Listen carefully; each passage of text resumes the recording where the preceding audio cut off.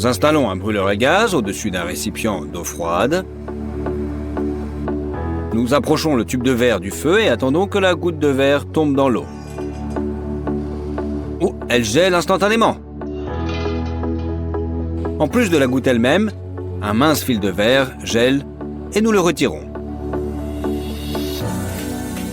Regardez comme c'est beau.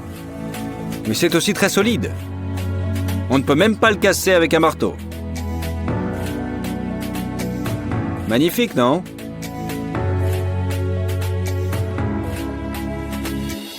On va essayer de le casser. Rien du tout. Il laisse même une trace sur le métal. Encore une fois. Mais si vous appuyez sur la queue de la goutte, elle explose littéralement, se brisant en petits morceaux. Regardons cela au ralenti. Étonnant. Remplissez un aquarium d'eau et mettez-y une vitre sur laquelle est dessiné un cercle. Prenez des ciseaux et attention, découpez le cercle dans le verre. Oui, vous avez bien entendu, sous l'eau, on peut couper du verre avec des ciseaux.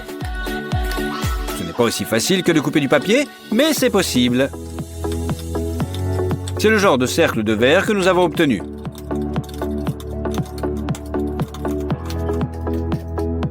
Je vous l'accorde, ce n'est pas tout à fait droit.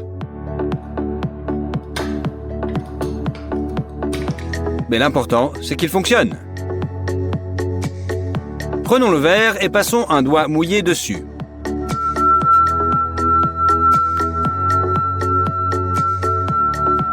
C'est un son plutôt intéressant.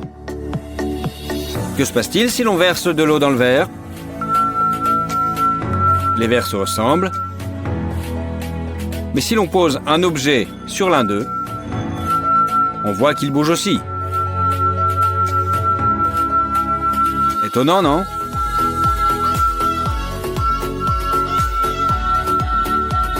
Et voilà, prenez une bouteille de verre ordinaire. Versez de l'alcool dans un bol et trempez-y un rouleau de ficelle. Trempez-le dans l'alcool et enroulez-le autour du centre de la bouteille.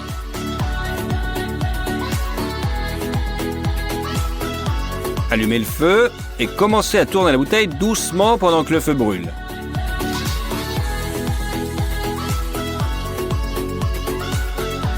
Dès que le feu s'éteint, plongez brusquement la bouteille dans l'eau et elle se divise en 3 morceaux. Bien qu'il y ait eu des loupés, quelle réussite! Regardez la coupe, pas plus lisse. Pas mal, non?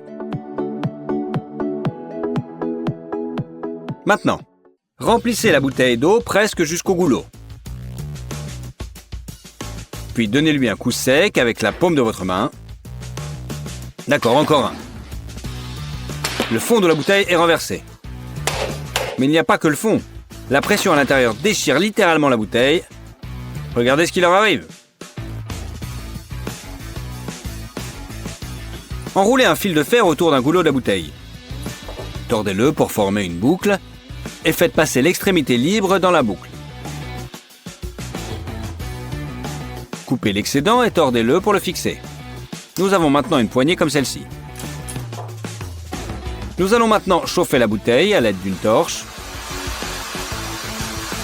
jusqu'à ce que le verre soit chauffé et devienne souple et flexible.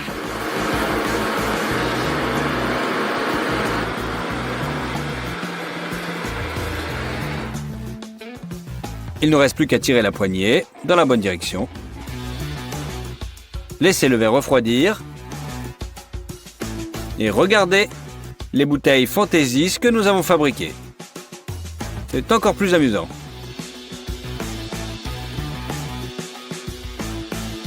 Nous utilisons un pare-brise de voiture.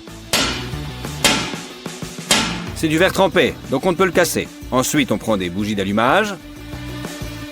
En particulier cette partie-là.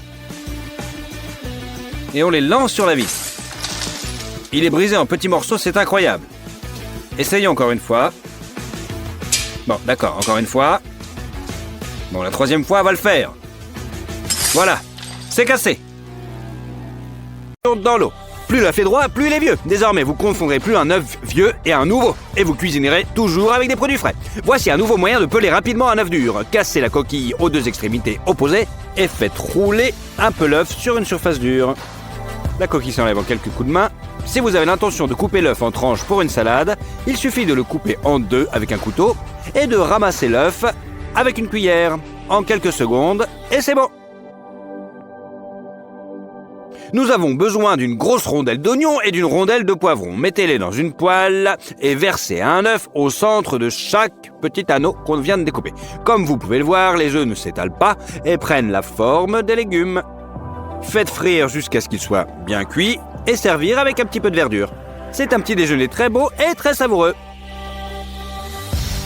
Mais cette astuce n'est pas seulement valable pour les légumes, il suffit de retirer la mie d'un morceau de pain, de faire fondre le beurre dans une poêle, d'y déposer le pain et de verser l'œuf au centre. Dès que l'œuf est pris d'un côté, il suffit de retourner le toast à l'œuf, il ne faut que quelques minutes pour préparer ce petit déjeuner inhabituel. C'est quand même ça a l'air délicieux. De plus, le jaune d'œuf reste liquide, comme j'adore. Maintenant, nous allons séparer les blancs d'œufs des jaunes. On ajoute une pincée de sel et battez-les au batteur pour qu'ils prennent un peu plus d'épaisseur. Mettez la moitié de cette mousse molle dans la poêle. Maintenant, mettez votre jaune d'œuf et rajoutez un petit peu de blanc à neige. Faites frire d'un côté et puis retournez.